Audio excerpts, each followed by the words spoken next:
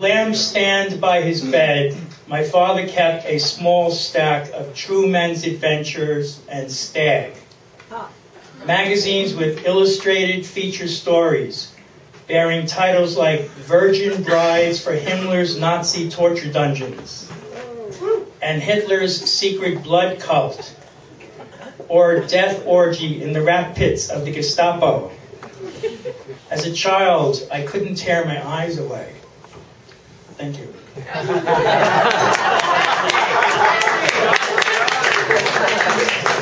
then there's like 400 pages of,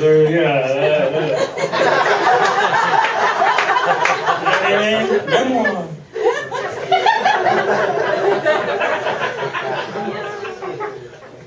So the other thing I'm going to read from is from my other memoir. It's called Jew Boy.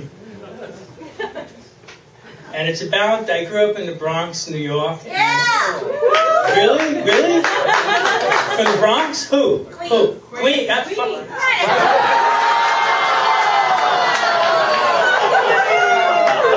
Queens? And you go, woohoo? Anyway, cool, great. Anybody from the Bronx? Anyway, so, am I all alone? Yeah. So, anyway, what happened was my friend invited us up to his apartment to watch his father's porn videos. He had one involving, like, animal sex called Pumpin' Pups or something. Yeah. And so we went out there and watched, and we're getting all heated up, and then his fucking father walked in. And he was shocked and surprised to discover that none of us had ever gotten laid. So he demanded that we meet him on Saturday with $10 each in our pocket, and he was going to take us down to the local, it was down in Delancey Street on the Lower East Side. So this is about that little visit. Losing my virginity. Okay, I'm not going to read that. We reached downtown, 2nd Avenue off Houston Street. Before a gated, grungy building with junkies lounging on the stoop, Victor, my friend's father, jumped out smiling. Here it is! Earl was solemn as we ascended in the elevator. Earl was his son.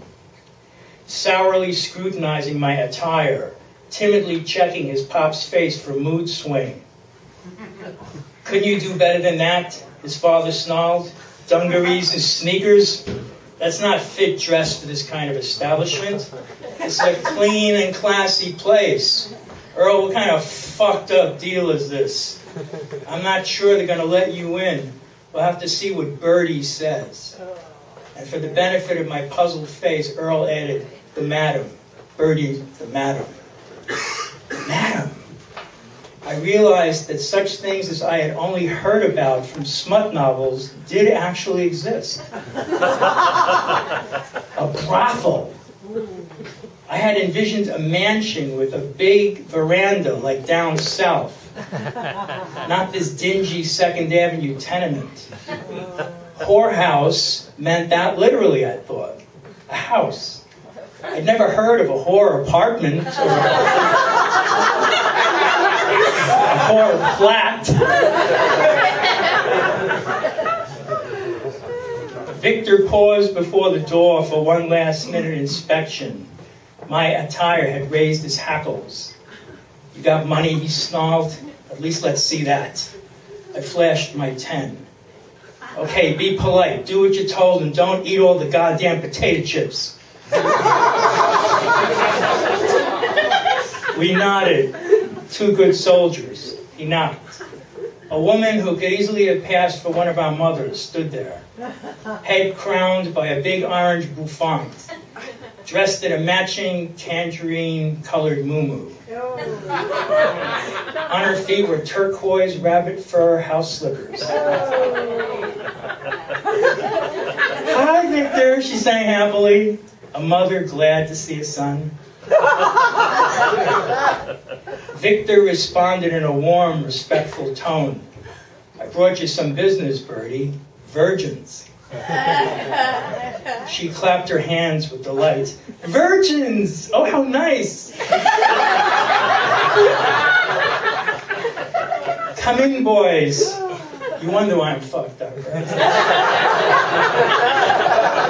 Come in, boys. Come right in. Make yourselves at home. We filed in. She slammed the door, shut several locks, including a floor-to-door police lock. Once she had us inside, her eyes hardened by degrees. She said to Victor, I'm surprised at you. I like having the business, but to bring in boys dressed in blue jeans and sneakers, is that all you think of me, honey? He leaned over, whispered in her ear. Oh, I see, she said. And this nicely dressed one is your boy? Yes, it is, Birdie. My very son, so now make him a man. Well, all right then, I'll tell you what. Why don't you go get a burger or something and leave these two pups up here with me? Come back in about, say, an hour. They'll be done by then. After he left, she handed us each a blue poker chip in exchange for our $10. She led us into a kind of waiting area, comfortable chairs and a coffee table spread with nudie magazines. The radio played Lay Lady Lay by Bob Dylan. Two men dressed in drab suits sat facing us. Pistol grips peeked from under their jackets when they stirred, and one had a badge clipped to his belt. They were police detectives, bulls on the take, who'd already received the bread part of their bribe and now waited for the pussy. But they were drinking and in no hurry.